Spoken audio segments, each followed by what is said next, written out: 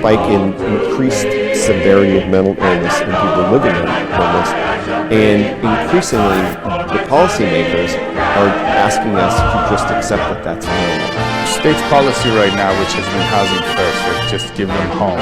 Almost half of the people in jail or prison are mentally ill and drug addicted. If you can put them into housing, they're still dysfunctional. So what happened was people were in these mental institutions and then we let them out without having a plan for them. The failure to build community treatment facilities. Downtown San Diego say homelessness is a big problem and the city isn't doing anything about it. Good evening and thanks so much for joining us. I'm Marcella Lee. I'm Carlo Cicchetto. One woman started to document the problem online, saying it's the worst she's ever seen. CBS 8's Shannon Handy has more from her and how city leaders are responding in this Your Stories report.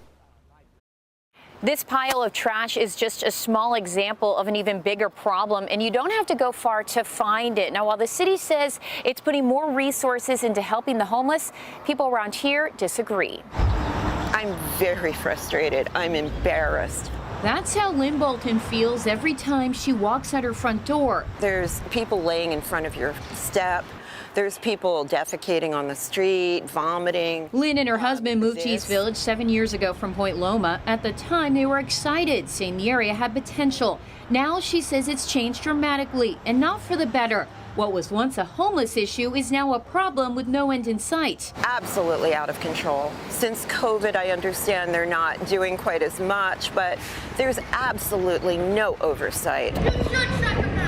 Lynn has been documenting the issue by posting videos and pictures to both an Instagram and Facebook page she named America's Finest City. She's also written letters to city leaders and has filed complaints on the Get It Done app. Specifically, she's concerned with these streets surrounding the post office on E between 8th and 9th and the former library across the street, all of which have tents up and down them. Not only that, she says the city put in porta potties and sinks and is paying a guard to watch over them. In other words, they're not fixing the problem, they're enhancing it. I've gotten canned responses from the mayor's office. His media people, I guess, just write, oh, well, we're getting on this, and in case you didn't see in the news, we have this program and that program. I'm not seeing anything. I'm seeing the problem get worse. And it's not just here. Last week, CBS 8 visited Magnolia Avenue in El Cajon, where a homeless encampment has grown on the unincorporated part of the street.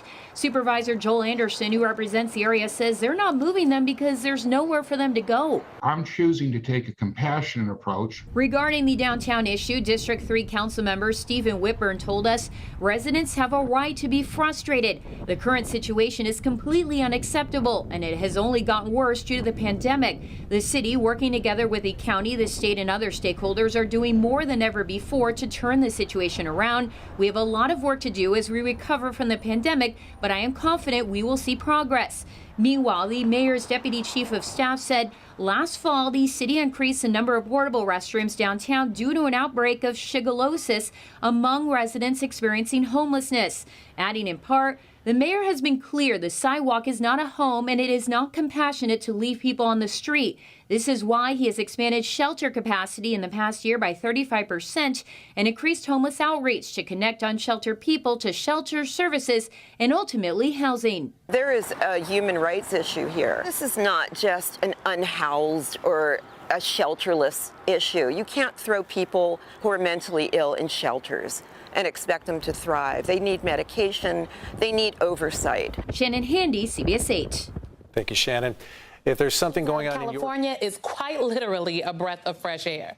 The California Air Resources Board recently voted to adopt a policy initially proposed by Democratic Governor Gavin Newsom.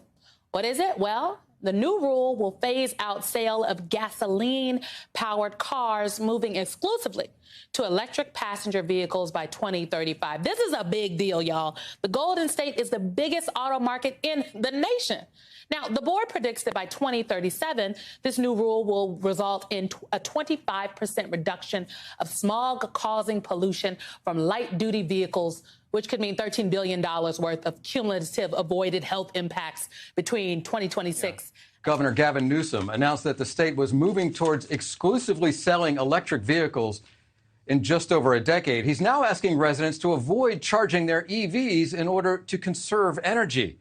Right now, the entire western U.S. is in a prolonged and record heat wave, which looks to last through the Labor Day weekend. There are excessive heat watches and warnings running from San Diego all the way up to San Francisco from today through the Labor Day weekend. Some areas could see temperatures near 115 degrees. Right now, there are just over 1 million electric vehicles in California, making up 43% of the country's EV total. I've got a close friend in San Mateo who's had 4 of them leased since 2013. You mentioned we haven't built any dams or reservoirs. Why? So I'll give you an example. There's a reservoir proposed in Northern California called Sites Reservoir. It's been on the books since the 1980s. Still can't get it built. Shasta Dam, that was the central part of the Central Valley Project for agriculture. They've been trying to raise it just 18 feet, yield about 600,000 acre-feet of extra water storage. It's a lot of water. Can't get it done because lawsuit after lawsuit is filed.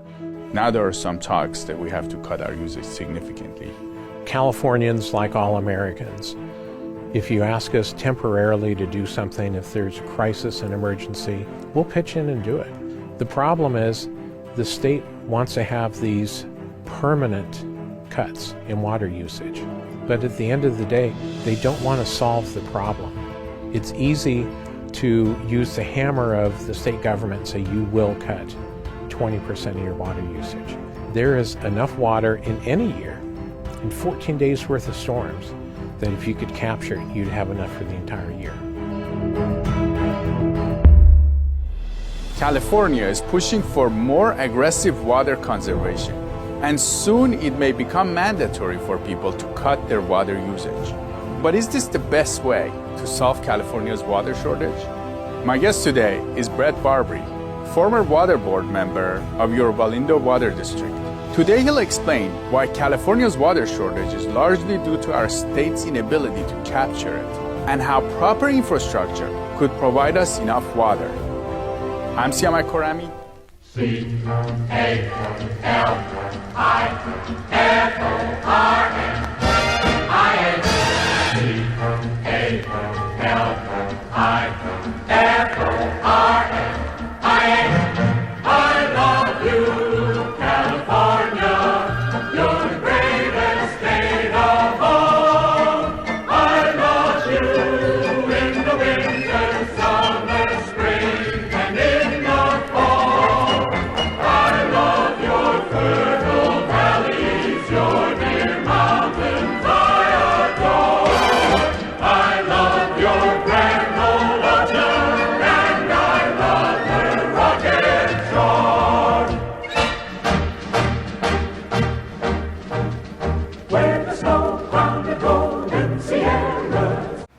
Okay, enough of the problems. We know what the problems are in California.